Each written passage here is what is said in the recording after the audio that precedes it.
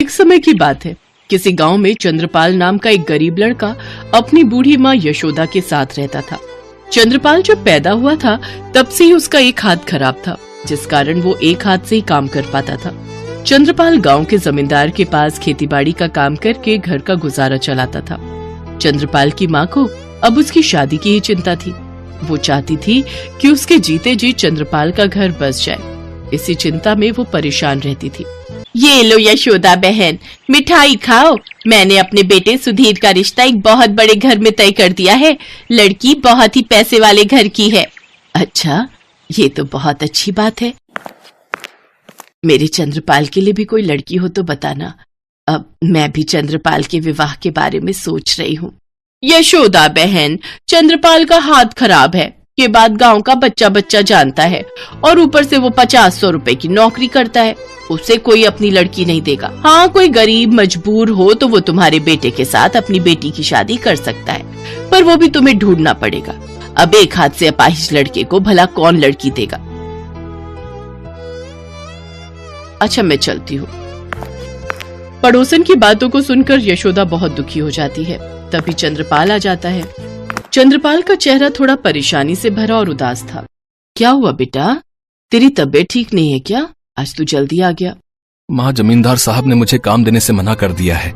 वो कह रहे थे कि मैं एक हाथ से ही काम कर पाता हूँ, इसलिए उन्होंने मेरी जगह किसी और को काम पर रख लिया और मेरा हिसाब कर दिया।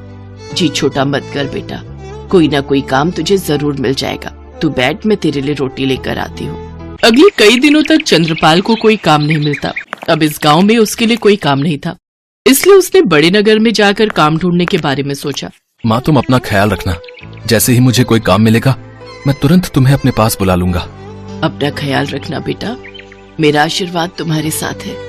तुम अपने हर काम में सफल हो। अपनी माँ से विदा लेकर चंद्रपाल बड़े नगर में काम ढूंढने के लिए निकल पड़ता है। चंद्रपाल को किसी भी नगर में कोई काम नहीं मिलता। वो जिस भी नगर में जाता उसके अपाहिज हाथ को देखकर सब काम के लिए मना कर देते। चंद्रपाल अभी नगर में घूम ही रहा था कि तभी एक बूढ़ा आदमी उससे मदद मांगता है। बेटा, बहुत भूख लगी है, कुछ खाने को दे दो।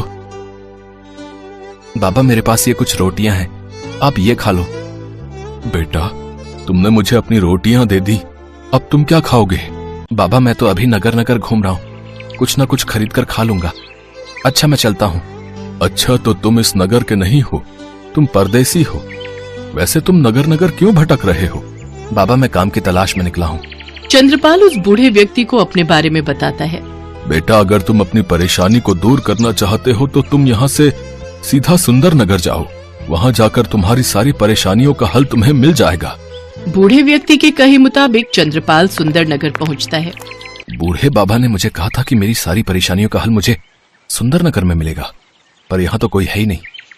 यहाँ तो सारा बाजार बंद पड़ा है। यहाँ मुझे क्या काम मिलेगा? कहीं मैंने यहाँ आकर कोई गलती तो नहीं कर दी? वो एक आदमी जा रहा है, उससे पूछता हूँ। भैया, जरा रुकना। बोलो भैया, क्या बात है? तुमने मुझे क्यों रोका? ये नगर में इतना सन्नाटा क्यों है? बाजार भी बंद पड़ा है। भैया, सन्नाटा क्यों नहीं होगा है? जिस राज्य की राजकुमारी की जिंदगी की आखिरी रात हो, उस राज्य में कैसी खुशहाली। राजकुमारी मधुरिमा को बहुत ही गंभीर बीमारी हुई है, जिसका इलाज बहुत ही मुश्किल है। तो किसी वैद्य से पूछा जाए कि इसका इलाज कैसे संभव है। महाराज ने बहुत से वैद्य और हकीमों को दिखाया है। उनका यही कहना है कि अब राजकुमारी सिर्फ सुनहरी गाय का दूध पीकर ही ठीक हो सकती हैं। पर सुनहरी गाय राक्षस कालकासुर की कैद में है। इस नगर में हम में से किसी में भी इतनी हिम्मत नहीं कि राक्षस कालकासुर को मारकर सुनहरी गाय ला सके। क्या तुम मुझे महाराज चित्रसेन के पास ले जा सकते हो? हाँ, चलो, मैं तुम्हें महाराज के पास ले चलता हूँ। वह आदमी चंद्रपाल को महाराज चित्रसेन के पास ले जाता है। महाराज, आप चिंता मत कीजिए, मैं सुबह होने से पहले ही सुनहरी गाय उस राक्षस के कब्जे से छुड़ा कर ले आऊंगा। मुझ पर विश्वास कीजिए, बस आप मेरा सुबह होने तक इंतजार कीजिए। युवक, तुम्हारे हौसले को देखकर मेरी भी उम्मीद बंध गई है। जाओ, ये कार्य संपन्न करके शीघ्र लौटो। मैं तुम्हें उस राक्षस के बारे में सब कुछ बता देता हूँ। महाराज चित्रसेन से उस राक्षस के बारे में सारी जानकारी लेकर चंद्रपाल राक्षस की तलाश में निकल पड़ता है। राक्षस एक गुफा में रहता था। राक्षस अभी बाहर गया हुआ था। सुनहरी गाय एक पिंजरे में कैद थी। चंद्रपाल सुनहरी गाय के पास जाता है और अपना परिचय देता है। सुनहरी गाय चंद्रपाल को अपने बारे में बताती है। मैं एक जादुई सुनहरी गाय हूँ। एक बार मैं अपने परिवार के साथ धरती लोक पर घूम रही थी, तब इस राक्षस ने मुझे देख लिया। ये राक्षस मेरी ही तलाश में था। उसने मुझे पकड़ लिया और अपनी शक्तियों से मुझे इस पिंजरे में कैद कर लिया।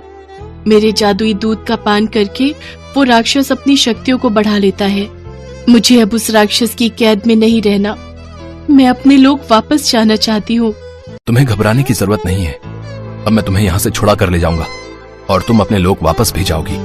जैसे ही चंद्रपाल गाय के ऊपर प्यार दुलार से हाथ रखता है, उसका दूसरा हाथ अपने आप ठीक हो जाता है।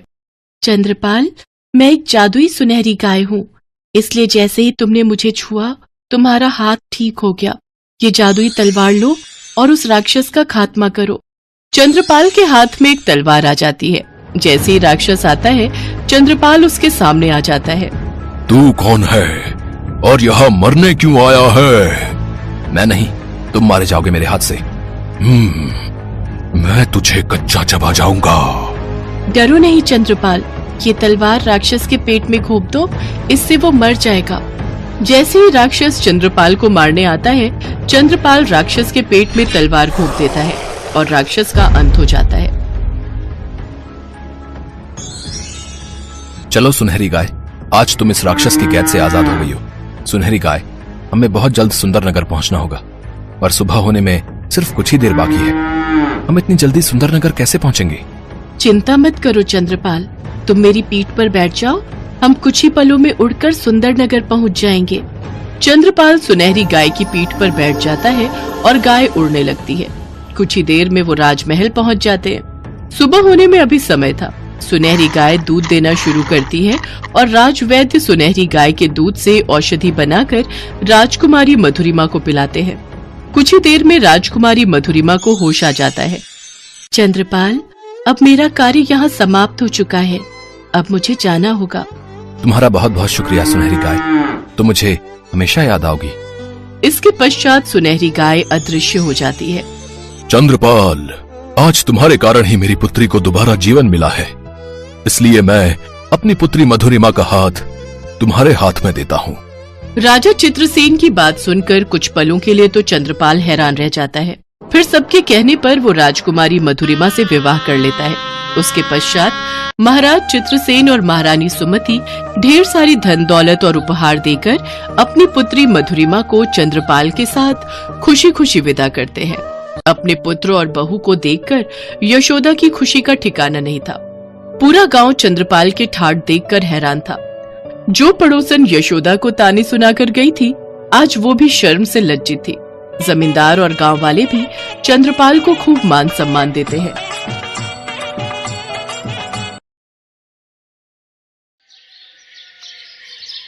अरे मम्मी, दे तो ना, ये दाय तो तुझ भी नहीं खा रही है। वो खा लेगी बेटा, उसका पेट भरा हुआ होगा। जाओ तुम खेलो। पर मम्मी। अरे कहा ना वो खा लेगी। जाओ, अब मुझे परेशान मत करो। 4 साल की मासूम प्रिया अमरपुर गांव में अपने पिता हरीश और माँ ममता के साथ रहती थी। हरीश एक किसान था और ममता घर पर रहकर अपनी बच्ची और घर का ख्याल रखती थी। हरीश के पास एक गाय थी जो हमेशा उनके घर के पीछे बाड़े में बंधी रहती थी। प्रिया ने उस गाय का नाम मंगो रखा था, क्योंकि जब भी प्रिया मंगो के पास जाती थी, वो जीभ निकालकर खड़ी हो जाती थी। प्रिया कहती थी, जब देखो कुछ न कुछ खाने को मांगती रहती है, इसलिए उसने गाय का नाम मंगो रखा था। प्रिया ज्यादातर समय मंगो के पास बाड़े में ही खेलती रहती थी। मंगो को भी प्रिया को खेलते देखकर बहुत अच्छा लगता था। फिर एक दिन, प्रिया, ओ प्रिया, अरे कहाँ चली गई? हाँ मम्मी, मैं इधर हूँ, मंगो के पीछे, उसे खाना खिला रही हूँ। ओहो बेटा, मंगो कोई बच्ची थोड़ी है, वो खा लेगी। मुझे पता है मम्मी, मगर मंगो को अपने हाथ से खिलाना मुझे अच्छा लगता है। अच्छा बाबा, ठीक है, खिला अपने हाथों से इसे, पर जल्दी अंदर आ जाना और अपना खुद भी खाना खा लेना। प्रिया मंगो के पास खेलती रही और ममता घर के अंदर चली गई। अब बाड़े में प्रिया और मंगो अकेली थी, लेकिन ऐसा नहीं था कि वहां कोई और नहीं था। ये एक भारी भरकम बाघ था जो पास ही घात लगाए बैठा था। उसकी नजर छोटी सी प्रिया पर थी और मौका पाते ही वो उसकी तरफ झपट पड़ा। बाघ की छलांग देखकर मंगो को एहसास हो गया कि बाघ जरूर प्रिया की जान ले लेगा। लेकिन उससे पहले ही मंगो ने पूरी ताकत के साथ अपने गले में बंधी रस्सी को झटका दिया और उसकी ताकत से रस्सी समेत खूंटा भी जमीन से उखड़ गया। अब मंगो प्रिया और बाघ के बीच खड़ी थी। प्रिया डर से थर-थर कांप रही थी और मंगो आंखें फैलाए और नथुने फुलाए बाघ को घूर रही थी। बाघ भी समझ गया था कि प्रिया से पहले उसे मंगो से जूझना ही होगा।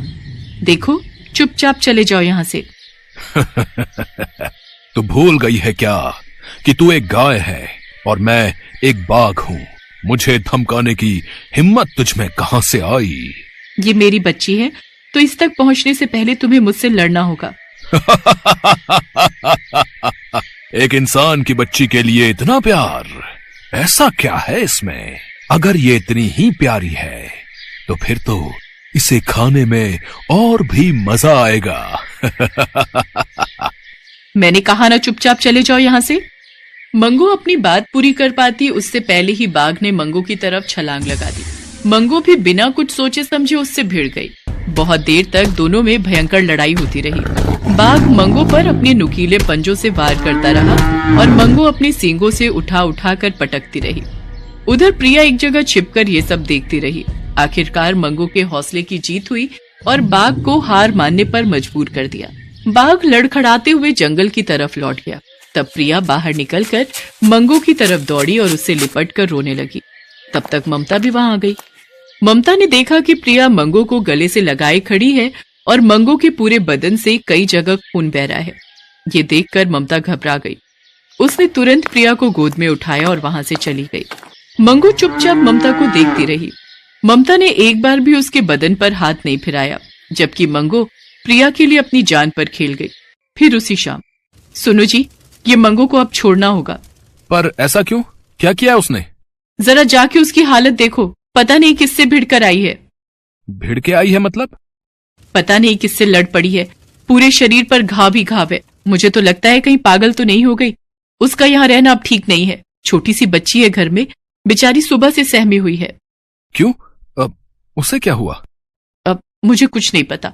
आप बस अभी जाओ और उसे कहीं छोड़ कर आ जाओ। अच्छा ठीक है, मैं जाकर देखता हूँ। हरीश पीछे बाड़े में गया तो उसने देखा कि मंगो वहां पर उदास बैठी थी। उसके शरीर पर कई जगह घाव थे जिनमें से खून बह रहा था। ये देखकर हरीश की आंखों से आंसू आ गए। उसके घाव देखकर हरीश को लगा कि शायद अब मंगो बच नहीं पाएगी और वो मंगो को अपनी आंखों के सामने मरता नहीं देख सकता था। उसने मंगो की रस्सी हाथ में ली और उसे जंगल की तरफ लेकर चल दिया। मंगो भी लड़खड़ाती हुई उसके पीछे पीछे चल दी। काफी दूर पहुंचकर हरीश ने मंगो की रस्सी हाथों से छोड़ दी और मंगो के सिर पर हाथ फिराकर वहां से वापस चला आया। मंगो उसे जाते हुए एकटक देखती रही, लेकिन उसने हरीश को रोकने की या उसके साथ जाने की कोशिश नहीं की और मुंह लटकाए जंगल की तरफ बढ़ गई। दर्द और भूख से परेशान मंगो एक पेड़ के नीचे बैठ गई कि तभी उसे किसी के रोने की आवाज सुनाई दी। अरे ये क्या? ये तो किसी के बच्चे के रोने की आवाज है। मंगो आवाज की तरफ धीरे धीरे बढ़ी। तभी उसने देखा कि एक बड़े से पत्थर के पीछे बाघ का एक छोटा सा बच्चा रोए जा रहा था। अरे तुम तो बड़े प्यारे हो, पर रो क्यों रहे हो? मेरे बाबा अभी तक नहीं आए और मुझे बहुत भूख लगी है। कहाँ है तुम्हारे बाबा? मुझे नहीं पता, वो मुझे यहीं छोड़ कर गए थे और कहकर गए थे कि थोड़ी देर में खाना लेकर आएंगे। मंगो दर्द से बेहाल थी, लेकिन बाघ के बच्चे को भूख से बिलखता देख उसने फौरन उस बच्चे को अपने पास बुलाया और उसे अपना दूध पिलाने लगी। बाघ का बच्चा भी मंगो से लिपट कर दूध पीता रहा। इसी बीच वहां किसी के कदमों की आहट हुई। उस आहट को सुनकर मंगो घबरा गई। उसने फौरन बाघ के बच्चे को खुद से चिपका लिया और पलटकर देखा तो सामने वही खूंखार बाघ खड़ा था जिसने प्रिया पर हमला किया था। अच्छा, तो तुम यहाँ भी आ गई। मेरे बच्चे को छोड़ दे, वरना अब नहीं बच पाएगी मुझसे। क्या ये तुम्हारा बच्चा है? हाँ, यही मेरे बाबा हैं। इतना कहकर वो बच्चा जाकर उसी बाघ से लिपट गया। ये देखकर मंगो खुश थी, लेकिन तभी बाघ ने गुस्से से अपने बच्चे से पूछा, इसने तुम्हें कोई नुकसान तो नहीं पहुंचाया? नहीं नहीं बाबा, ये तो बहुत अच्छी हैं। मुझे बहुत भूख लगी थी तो इन्होंने मुझे दूध पिलाया और बहुत प्यार भी किया। अपने बच्चे की बात सुनकर बाघ हैरान रह गया। उसका नजरिया मंगो के प्रति एकदम बदल गया। वो मंगो के पास आया और बोला, मुझे माफ कर दो, मैंने तुम्हें गलत समझा। मुझे लगा कि तुम मेरे बेटे को नुकसान पहुंचाने आई हो, पर मैं ये भूल गया कि उस दिन तुम तो एक इंसान की बच्ची के लिए अपनी जान पर खेल गई थी। कोई बात नहीं। अच्छा, तो मैं चलती हूँ। रुको, वैसे तुम यहाँ क्या कर रही हो? तुम तो वहां उस इंसान के पास रहती थी। मंगू ने उस बाघ से कुछ नहीं कहा और आंखों में आंसू लिए वहां से चल दी। वो चलते हुए लड़खड़ा रही थी। ये देखकर बाघ के बच्चे ने कहा, ये कितनी अच्छी हैं, पता नहीं किस गंदे जानवर ने इन्हें चोट पहुंचाई। बाघ के पास अपने बच्चे के सवाल का कोई जवाब नहीं था। मंगू वहां से चली गई और रात भर जंगल में भटकती रही। फिर अगले दिन उसी बाघ ने देखा कि एक शेर मंगू की जान लेने की कोशिश कर रहा था और मंगू पूरी ताकत के साथ उसका मुकाबला कर रही थी, लेकिन उसकी हालत खराब थी और वो कमजोर पड़ रही थी। मंगू की जान खतरे में देखकर बाघ शेर से भिड़ गया और फिर दोनों ने मिलकर शेर को वहां से भगा दिया। बाघ मंगू को अपने साथ अपनी गुफा में ले गया। मंगू को देखकर बाघ का बच्चा बहुत खुश हुआ और वो मंगू के घावों को चाटने लगा। बाघ वहां से चला गया और मंगू उसके बच्चे के पास बैठ गई। ऐसे ही कई दिन बीत गए। बाघ हर रोज शिकार करता और उसका बच्चा मंगू के साथ खूब खेलता। वक्त गुजरा तो मंगू के घाव भी भर गए और वो बिल्कुल अच्छी हो गई। फिर एक दिन, मुझे यहाँ बहुत दिन हो गए हैं, अब मुझे चलना चाहिए। लेकिन तुम जाओगी कहाँ? उसी गांव में। हो सकता है कि मुझे कोई इंसान फिर से अपने पास रख ले। वैसे भी गाय घरों में ही अच्छी लगती हैं, सड़कों या जंगलों में नहीं। ठीक है, लेकिन तुम्हारा एहसान है मुझ पर, तो कभी भी तुम्हारी कोई भी मदद कर सकूं तो मुझे बहुत खुशी होगी। बाघ और उसके बच्चे से विदा लेकर मंगू गांव वापस आ गई। वो सीधे हरीश के घर पहुंची तो प्रिया उसे देखकर खुशी से उछल पड़ी। मम्मी मम्मी देखो, मंगू आ गई। हैं? ये फिर वापस आ गई? मंगू को वापस देखकर हरीश और प्रिया बहुत खुश थे। दोनों मंगू से जाकर लिपट गए। तभी पीछे से किसी के गुर्राने की आवाज आई। वहां दो भेड़िए खड़े थे जो हरीश और प्रिया को घूर रहे थे। उन भेड़ियों को देखकर हरीश और प्रिया बुरी तरह घबरा गए, लेकिन अगले ही पल झाड़ियों के पीछे से बाघ निकला और मंगू के साथ जाकर उन दोनों भेड़ियों के सामने खड़ा हो गया। और फिर वहां पर जो हुआ उसे देखकर ममता और हरीश दोनों को अपनी गलती का एहसास हो गया और उन्होंने मंगू को बड़े ही प्यार से वापस अपना लिया। अब मंगू के पास दो परिवार थे। एक जगह वो प्रिया उसकी बच्ची थी तो दूसरी तरफ जंगल में वो एक बाघ के बच्चे की माँ थी।